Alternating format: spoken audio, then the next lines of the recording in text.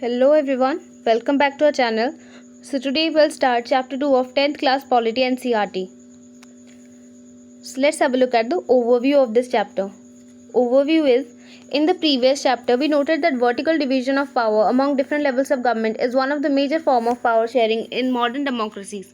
In this chapter we can focus on this form of power sharing. It is most commonly referred to as federalism. We begin by describing federalism in general terms. The rest of the chapter tries to understand the theory and practice of federalism in India. A discussion of the federal constitutional provisions is followed by an analysis of the policies and politics that has strengthened federalism in practice. Towards the end of the chapter, we turn to the local government, a new and third tier of Indian federalism. What is federalism? Okay, so here map has been given. Though only 25 of world's 192 countries have federal political system, their citizens make up 40% of the world's population. Most of the large countries of the world are federations. Can you notice an exception to this rule in this map? Yes, obviously that is Micronesia. Holding together federations, glossary jurisdiction, the area over which someone has legal authority. The area may be defined in the terms of geographical boundaries or in terms of certain kinds of subjects.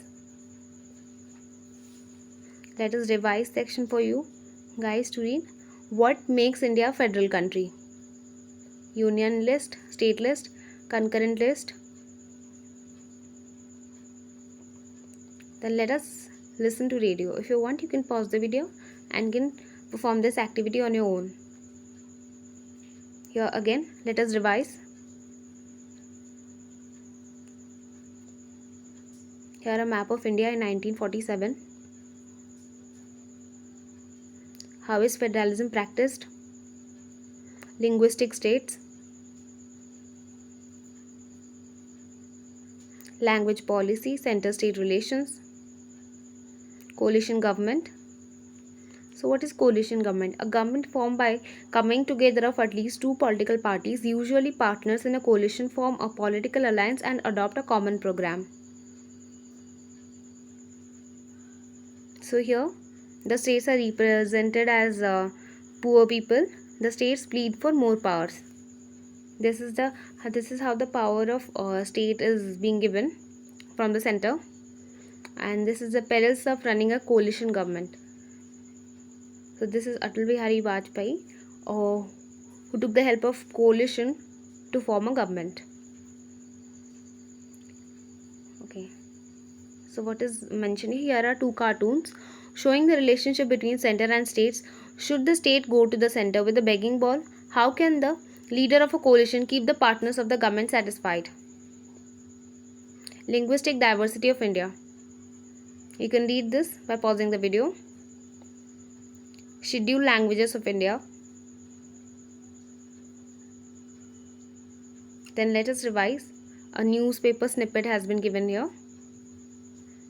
Many newspaper snippets are there, so you can pause the video and read them or skim through them. Then decentralization in India.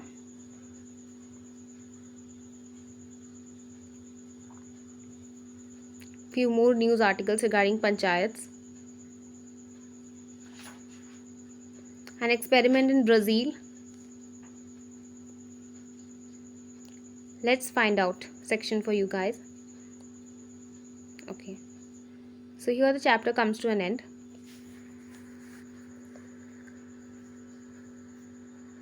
So this chapter is all about federalism. Federalism explores the concept of power sharing between different levels of government. It explains how federalism, a system where power is divided between a central authority and constituent units like states, functions in India. The chapter highlights the importance of federalism in managing a diverse country like India, ensuring both national and state governments have their roles and responsibilities. So what do we basically mean by federalism?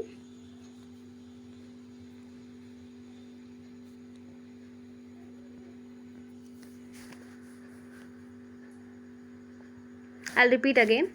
Federalism explores the concept of power sharing between different levels of government. It explains how federalism, a system where power is divided between a central authority and constituent units like states, functions in India.